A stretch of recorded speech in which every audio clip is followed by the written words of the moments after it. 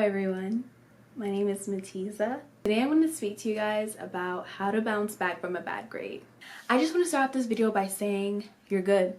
You're good. Everything will be okay and it's going to work out for your good. One thing I noticed is that the grades that I got that I wasn't so proud of made me the student that I am today. Just know that this D or that this C, that this F is nothing but the beginning and is a setting stone to your success. Okay, I just wanted to get that out the way because I know that when I received my first grade and it wasn't what I expected, and I would feel down, and this is what I would tell myself. Let's get into this video. So the first thing you're gonna do is you're gonna decompress. This is what I did. I remember being in first semester bio and I knew I didn't even have to see the grade. I already knew I failed. But because I already knew what the grade was, I immediately went to go decompress. How did I do that? I phoned a friend, aka my mom. I said, "Mommy, I don't know about this pre-med thing because I just took this bio exam and it didn't go well," and I started crying. I let everything out. I let all of my stress, all of my emotions, all of my just worries and anxieties, I let it all out on the phone to my mom. That was my form of decompress.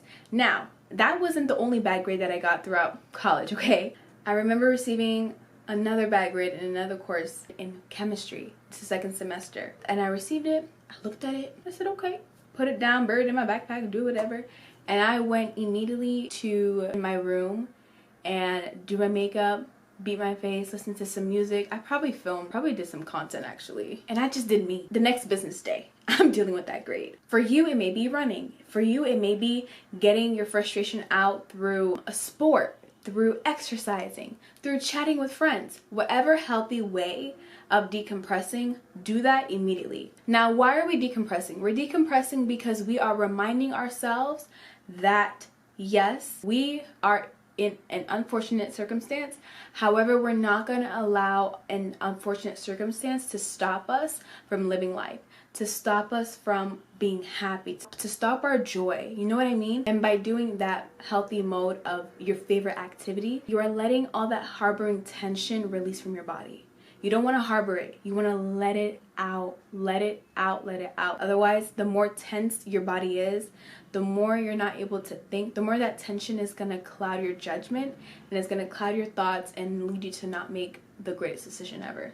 The second stage is remembering your why. This was pivotal in my pre-med career because there were so many instances where I was like, I don't know, man. I don't know if I want that right coat.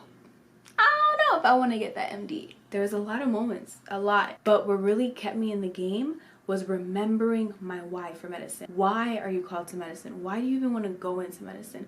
What do you envision your future looking like in medicine? So that when the times get rough, you have that vision to rely on and be like, yeah, no, that's why I'm doing that. Yes, this sucks right now, but I know what the future looks like. Bouncing back is a skill that you gotta have as a pre-med, even as an individual in general. Your bounce back mentality gotta be A1. Remembering your why is the foundation of your bounce back momentum. Does that make sense? Stage 3, we are going to evaluate our study posture. We're going to look over the exam. What did we do wrong? What concepts were we not completely understanding of? How do we study? Do we study only with the textbook or did we study with the class material? Did we mix the both? So you need to really get in the nitty-gritty of things in evaluating how did you study. Be honest with yourself. Once you see, okay, on this exam, I didn't really understand the concept of thermodynamics.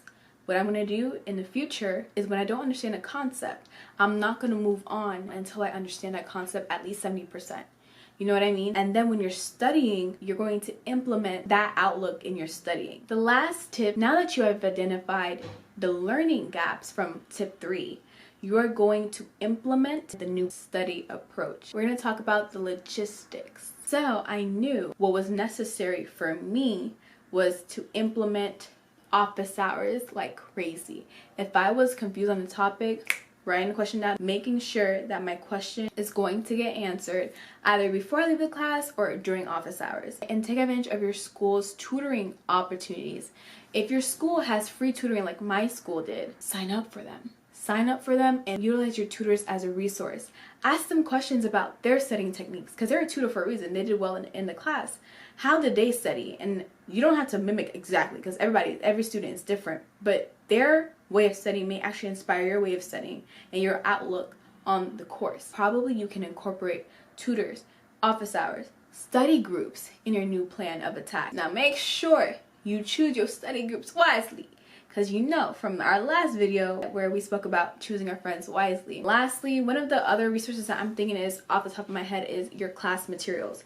I'm talking about your problem sets, your homework, your quizzes, whatever the professor gave you guys, implement that in your new plan of attack. Your professor is the one who creates those materials, and the professor is the one who is going to create your exam. The nature of the question is going to be familiar on the exam if you properly optimize the class material. You have a plan, you have it all set out, you know what you're gonna do. Actually execute the plan. This is easier said than done. You also want to give it your 1000% in showing up. So change your perspective on this bad grade. And you're going to say, thank you, bad grade. Thank you for making me the best academic version of myself possible. Thank you for introducing me to A's upon A's upon A's and great grades. Thank you guys so much for watching this video. Mwah. Ciao.